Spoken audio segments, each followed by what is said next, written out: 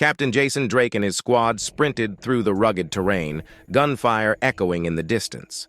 The firefight with the Taliban had been brutal, and they had become separated from their main unit near Kandahar. Exhausted and low on ammo, they were being pursued, the insurgents closing in fast. "Up ahead, a cave!" Drake called out, spotting a dark, jagged opening in the mountainside. They had no choice but to hide there. "Take cover and defend if we have to."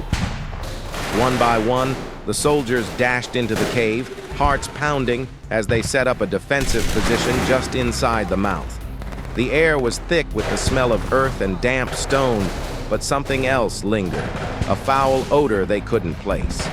The darkness of the cave stretched far beyond what their eyes could penetrate, and an unsettling silence enveloped them.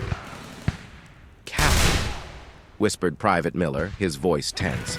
"Something's not right in here." Before Drake could respond, a low growl echoed from deep within the cave, a sound that froze them all in place. Slowly, a figure emerged from the shadows, wild, disheveled, and hunched over. His eyes gleamed in the dim light, rabid and unhinged. His mouth foamed, and his skin was pale and cracked. The man moved with unnatural speed, snarling like a cornered animal. "Who the hell?"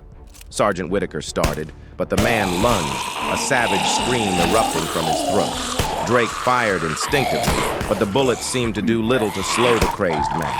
He leapt at Private Harris, sinking his teeth into the soldier's neck with terrifying ferocity. "He's infected!"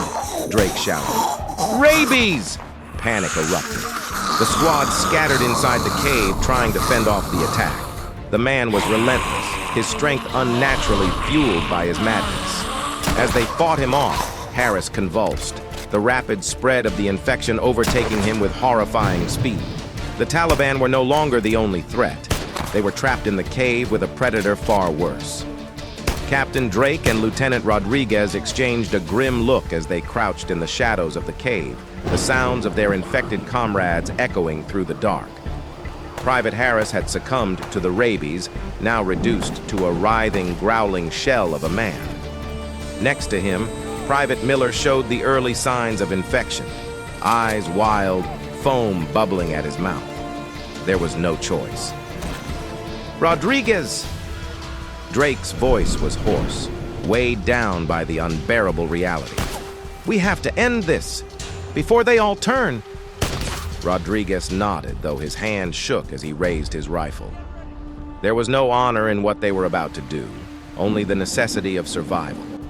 They had faced countless dangers in the field, but nothing had prepared them for this. One shot for Harris, another for Miller. The silence that followed was suffocating, the horror of what they had just done clinging to the air like the scent of death. Drake took a deep breath, his heart heavy. "It's done. We have to move."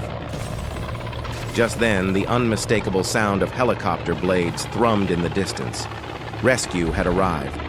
Drake and Rodriguez scrambled out of the cave, signaling to the choppers as they descended, kicking up dust in the oppressive heat of the desert.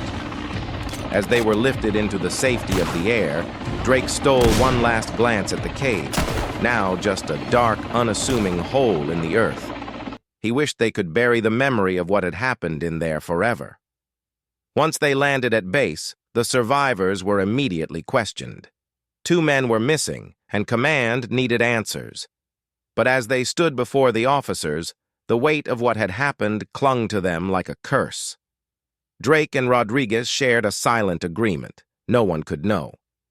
"Captain Drake," one of the higher-ups barked, "report on the whereabouts of your missing men. What happened out there?" Drake's gaze shifted to the burning horizon, where the city of Kandahar was consumed by flames, its people trapped in a never-ending cycle of violence and death. He thought of the cave, the madness, and the decision to end the lives of his own men. Some horrors were too great to reveal. "Some things," he said quietly, "are better left unearthed." The officer stared at him, waiting for more, but none came. Drake had given his final word.